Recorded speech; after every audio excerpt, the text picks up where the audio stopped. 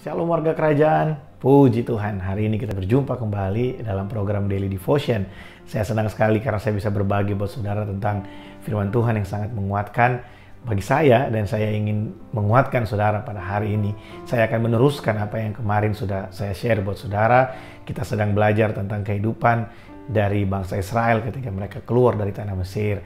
Nah saudara, sebelum kita sama-sama mendengarkan firman Tuhan, mari sama-sama kita berdoa. Bapa, terima kasih buat hari ini. Kami bersyukur Bapa karena Engkau menyertai dan memberkati kami. Bapa, malam hari ini kami akan mendengarkan firman. Mari Tuhan urapi kami, berikan kami hikmat dan pewahyuan supaya kami bisa mengerti kebenaran-Mu, dan kebenaran ini memerdekakan setiap kami.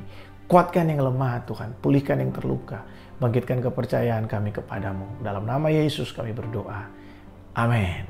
Nah saudara, kemarin kita belajar bagaimana salib Kristus, kayu yang berkuasa itu, bisa mengubahkan kehidupan kita yang pahit menjadi manis. Bisa mengubahkan semua yang rusak dalam kehidupan kita menjadi berarti. Nah saudara, saya akan teruskan. Mari sama-sama kita lihat Keluaran pasal yang ke-15 dari ayat yang ke-25 sampai ayat yang terakhir di pasal ini. Musa berseru-seru kepada Tuhan dan Tuhan menunjukkan kepadanya sepotong kayu. Musa melemparkan kayu itu ke dalam air, lalu air itu menjadi manis. Di sanalah diberikan Tuhan ketetapan-ketetapan dan peraturan-peraturan kepada mereka, dan di sanalah Tuhan mencobai mereka. Ayat 26, firman-Nya, jika kamu sungguh-sungguh mendengarkan suara Tuhan Allahmu dan melakukan apa yang benar di matanya, dan memasang telingamu kepada perintah-perintahnya dan tetap mengikuti segala ketetapannya, maka aku tidak akan menimpakan kepadamu penyakit manapun yang telah kutimpakan kepada orang Mesir, sebab aku Tuhanlah yang menyembuhkan engkau. Sesudah itu sampailah mereka di Elim. Di sana ada 12 mata air dan 70 pohon korma. Lalu berkemahlah mereka di sana di tepi air itu. Nah saudara, jadi setelah peristiwa kayu yang dilemparkan Musa itu mengubahkan air yang pahit menjadi manis, maka Tuhan di tempat itu memberikan kepada mereka peraturan dan ketetapan-ketetapan yang harus mereka lakukan di hadapan Tuhan. Nah saudara, mari kita lihat sama-sama. Bangsa Israel pada saat itu baru saja keluar dari Mesir. Jadi budaya mereka, cara mereka hidup itu masih belum benar-benar terlepas dari budaya mereka sebagai budak di Mesir. Makanya Tuhan perlu memberikan kepada mereka peraturan, cara hidup yang baru supaya mereka bisa terbiasa hidup sebagai orang merdeka. Nah saudara, lihat harga yang dibayar untuk bisa membuat mereka terlepas dari perbudakan di Mesir. Tuhan mengirimkan Musa melakukan banyak mujizat di Mesir. Kemudian ada tulah yang luar biasa terjadi. Kemudian ada laut yang terbelah di depan mata mereka. Semua itu perkara yang luar biasa saudara, perkara yang ajaib dalam kehidupan mereka. Kemudian ketika 3 hari mereka berjalan, mereka tidak menemukan air. Kemudian mereka mulai haus dan kemudian mereka bersungut-sungut. Tapi sungut-sungut sebenarnya itu adalah tanda ketidakpercayaan mereka kepada Tuhan.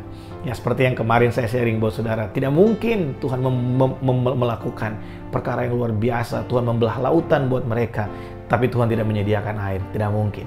Tuhan menyertai bangsa Israel bukan untuk meninggalkan mereka, tapi untuk menunjukkan kebaikan dan kuasa-Nya dalam hidup mereka.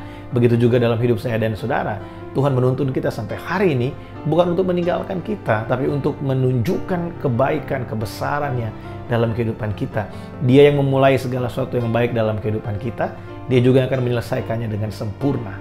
Nah saudara, setelah peristiwa itu, ayat 26 di sana dikatakan, Tuhan berfirman kepada bangsa Israel, dengarkanlah dengan sungguh-sungguh, lakukanlah apa yang benar dan berkenan di hadapan Tuhan, maka kamu tidak akan terkena penyakit atau tulah yang diberikan Tuhan kepada bangsa Mesir, sebab Tuhanlah yang akan menyembuhkan. Sebab Tuhanlah penyembuh bangsa Israel, atau Tuhanlah yang menyembuhkan kita. Saudara, Tuhan ingin menegaskan buat setiap kita bahwa ketika kita hidup sesuai dengan kebenaran firman Tuhan, ketika kita hidup sesuai dengan peraturan-peraturan firman Tuhan, ketika kita hidup sesuai dengan rules yang Tuhan berikan dalam kehidupan kita sebagai orang percaya, maka ada janji Tuhan di situ. Aku tidak akan menimpakan penyakit kepadamu. Aku tidak akan memberikan kepadamu seperti apa yang aku berikan kepada orang Mesir. Saudara bisa baca bagaimana tulah yang Tuhan lakukan di Mesir, menghancurkan bangsa itu, membuat mereka mengalami hal yang sangat buruk pada saat itu, dan diakhiri dengan matinya anak sulung di Mesir pada saat itu, termasuk anak dari Raja Firaun. Saudara, mari kita belajar bersama-sama dari keadaan bangsa Israel pada saat itu. Ketika kita hidup dengan takut akan Tuhan, ketika kita hidup dalam ketetapan-ketetapannya. Saudara, beberapa hari yang lalu saya sharing buat setiap kita tentang olahragawan. Kita hanya bisa bertanding untuk mendapatkan mahkota kalau kita bertanding sesuai dengan peraturan-peraturan olahraga, sesuai dengan ketetapan-ketetapan olahraga. Kita tidak mungkin bisa bertanding untuk mendapatkan mahkota kalau kita melakukan suka-suka kita, kalau kita pakai ukuran kita, kebenaran kita sendiri. Kita harus punya standar sesuai dengan Alkitab, standar kebenaran Allah dalam kehidupan kita. Nah, saudara, saya ingin kasih tahu kita bahwa secara manusia, saya dan saudara, semua manusia di muka bumi ini, kita tidak mungkin bisa mencapai standar kebenaran Allah dengan kebenaran kita sendiri. Kita tidak mungkin bisa mencapai kebenaran Allah dengan kemampuan saya dan saudara sebagai manusia. Makanya kita bersyukur di dalam Tuhan.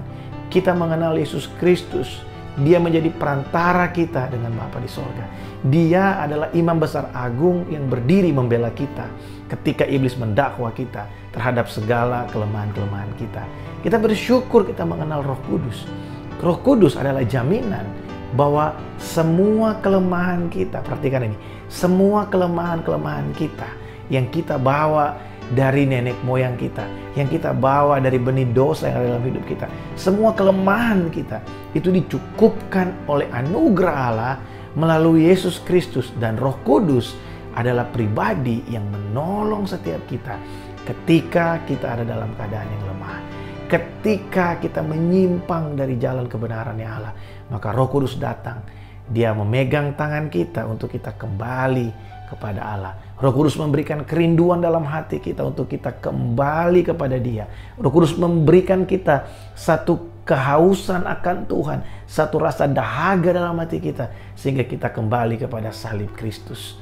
Nah saudara, firman Tuhan berkata pada saat itu dalam ayat yang ke-25, di sanalah Tuhan mencobai mereka. Saudara, pada saat itu bangsa Israel baru saja keluar dari Mesir. Nah, kita harus mengerti bersama bahwa cara hidup sebagai budak itu berbeda dengan cara hidup sebagai orang merdeka. Saya dan saudara adalah orang merdeka. Kita bukan budak lagi. Kita bukan budak dari dosa lagi. Kita bukan lagi budak atau bisa diperhamba dengan pemikiran dan perasaan-perasaan yang sia-sia. Jangan biarkan diri kita diperhamba oleh perasaan-perasaan, emosi-emosi dan pikiran-pikiran yang bodoh, pikiran-pikiran yang sia-sia. Tapi arahkanlah pikiran dan perasaan kita kepada kasih karunia Allah, kepada kebenaran Allah yang sanggup mengubahkan kehidupan kita, yang sanggup membangkitkan gairah kita, yang sanggup memberikan kita satu pengharapan yang luar biasa di dalam Dia, yang sanggup mengubahkan kehidupan kita dari kehidupan yang pahit, penuh dengan kekecewaan, penuh dengan kelemahan, menjadi kehidupan yang manis, berkemenangan di dalam Tuhan. Hiduplah sebagai orang merdeka, karena saya dan saudara bukan lagi hamba, tapi kita adalah orang merdeka di dalam Tuhan. Saudara, di dalam kekristenan, kemerdekaan itu bukanlah satu keadaan di mana kita bebas melakukan segala sesuatu. Tapi firman Tuhan berkata, kita telah ditebus dari perhambaan dosa dan dijadikan orang merdeka supaya kita bisa melayani Tuhan dengan seluruh kehidupan kita, dengan tubuh kita. Jadi merdeka di sini adalah hidup yang diubahkan dari hamba dosa menjadi hamba kebenaran. Sekarang saya dan saudara hidup, kita bukan lagi hamba dosa, kita adalah hamba kebenaran. Oleh sebab itu, mari kita hidup sebagai orang merdeka. Layanilah Tuhan dengan kehidupan kita. Jangan ragukan kebaikannya. Jangan ragukan penyediaan Tuhan. Jangan biasakan diri kita bersungut-sungut. Jangan juga berikan diri kita untuk dikuasai dan diperbudak oleh perasaan-perasaan, oleh pikiran-pikiran yang bodoh. Gampang marah, gampang tersinggung. Kita suka gampang menghakimi diri sendiri. Nah saudara, mari kita hidup sebagai orang merdeka dan kita belajar bersama-sama hari ini. Hiduplah sesuai dengan ketetapan firman Tuhan. Hiduplah sesuai dengan rules yang Tuhan berikan. Bertandinglah sebagai olahragawan dan bertandinglah sesuai dengan ketetapan-ketetapan yang ada dalam olahraga. Kita sedang menuju satu tempat yang sangat indah. Di sana kita akan menerima mahkota kehidupan dari Bapa di sorga. Tuhan Yesus memberkati.